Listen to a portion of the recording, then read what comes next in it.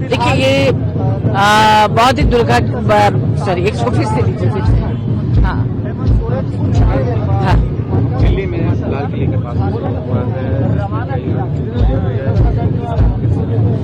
ये बहुत ही दुर्भाग्यजनक है और आज चुनाव है बिहार में और वहां पर ये दुर्घटना हो गई। इतने संवेदनशील इलाके में इस तरह की बड़ी घटना का होना कहीं ना कहीं मन में संदेह पैदा करता है कि केंद्र सरकार आखिर क्यों बार बार नाकामयाब हो रही है। ये नाक के नीचे आकर इस तरह का विस्फोट करना ये कोई मामूली घटना नहीं है और इसकी जिम्मेदारी केंद्र सरकार को लेनी चाहिए। और जब जब चुनाव होता है, कभी पुलवामा की बड़ी घटना हो जाती है, कभी दिल्ली में इस तरह की घटना होती है, तो कहीं ना कहीं तो सारे लोगों के मन में संदेह है कि आखिर ऐसा क्यों हुआ। क्या जनता के दिमाग को भटकाने के लिए हो रहा है? आप देखिए चुनाव में किसको फायदा और किसको नुकसान होता है इस तरह की घटनाओं से। ये इसका आकलन करके इसके पीछे की बातों को समझने की कोशिश कीजिए। कुछ तो है, बिना साजिश के तो इतनी बड़ी घटना हो नहीं सकती। अब साजिश किसने की है ये जांच का विषय है। हाँ, किसी शायर ने कहा था कि आज सरहद पर तनाव है क्या, आसपास कहीं चुनाव है क्या। तो वही बात है कि जब भी चुनाव आता है, पुलवामा की घटना होती है, कभी इस तरह की घटना होती है, आखिर केंद्र सरकार क्यों नहीं सचेत होती है, क्यों इस तरह की घटना को होने देती है। बिहार से हाँ बिहार में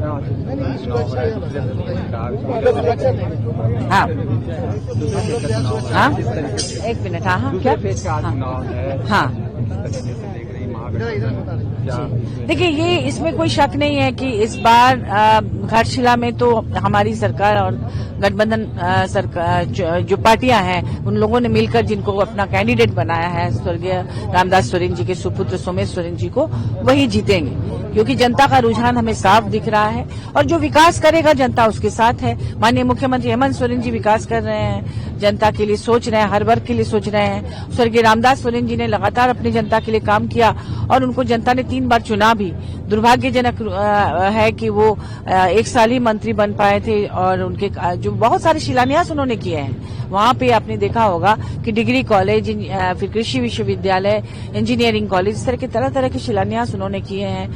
तो उसको भी तो पूरा करना है। तो उनके जो सुपुत्र है सोमेश सोरेन जी, वो बहुत विनम्र है, शिक्षित है, वही उनके अधूरे सपनों को पूरा करेंगे। इसके लिए सरकार उनके साथ। बिहार चुनाव में देखिए साजिशें तो बहुत तरह की हो रही हैं, लेकिन इंडिया गठबंधन की ही जीत होगी, ये पूरा इस तरह का संकेत आ रहा है। जनता किस तरह से जो उनके जितनी सभाएं हुई थी, माननीय मुख्यमंत्री हेमंत सोरेन जी भी वहां गए थे, उस समय जो जन सैलाब उमड़ा था वो ये संकेत देता है कि बिहार के चुनाव में इंडिया गठबंधन जीतेगी।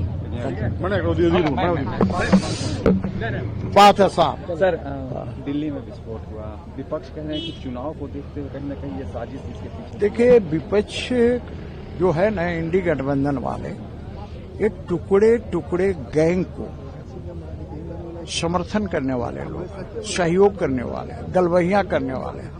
आज टुकड़े टुकड़े गैंग वाला कन्हैया कुमार जो कहता था अफजल हम शर्मिंदा हैं, तेरे कातिल जिंदा हैं, इंशाअल्लाह इंशाअल्लाह, वही कन्हैया आज कांग्रेस का प्रचार कर रहा है, कांग्रेस में है। तो मैं कहूंगा कि भारत में रहने वाले जो स्लीपर सेल है, राष्ट्रद्रोही, देशद्रोही, गजवाए हिंद का सपना देखने वाले लोग, वैसे लोगों का इन्हीं इंडी गठबंधन से खाद पानी मिलता है और यही लोग संरक्षण देते हैं।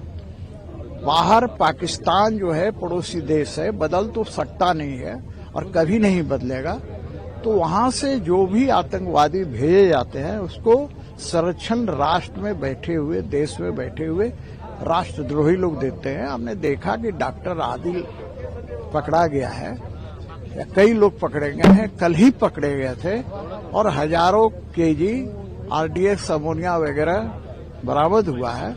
तो ये देश के अंदर बैठकर और देश को कमजोर करने का काम कर रहे हैं। ऐसे देशद्रोहियों को, देश के अंदर बैठे हुए ऐसे समर्थकों को, देश के अंदर बैठे हुए संरक्षण देने वाले को बुलडोजर से कुचलने की जरूरत है। और सरकार कुचलेगी, कुचल भी रही है, लेकिन और थोड़ा तेजी लाने की जरूरत है, ताकि ये स्लीपर सेल वाले को दिन में तारे नजर आने लगे। ये कई लोगों की प्लेटफॉर्म है। यह दुखद है, अब तो कहीं कहे दुखद है, लेकिन मैं कहा ना, ये देशद्रोही लोग इस तरह की घटनाओं को अंजाम दे रहे हैं और कांग्रेस से लेकर राजद हो या इंडी गठबंधन वाले सारे वैसे लोगों को समर्थन देने का काम कर रहे हैं।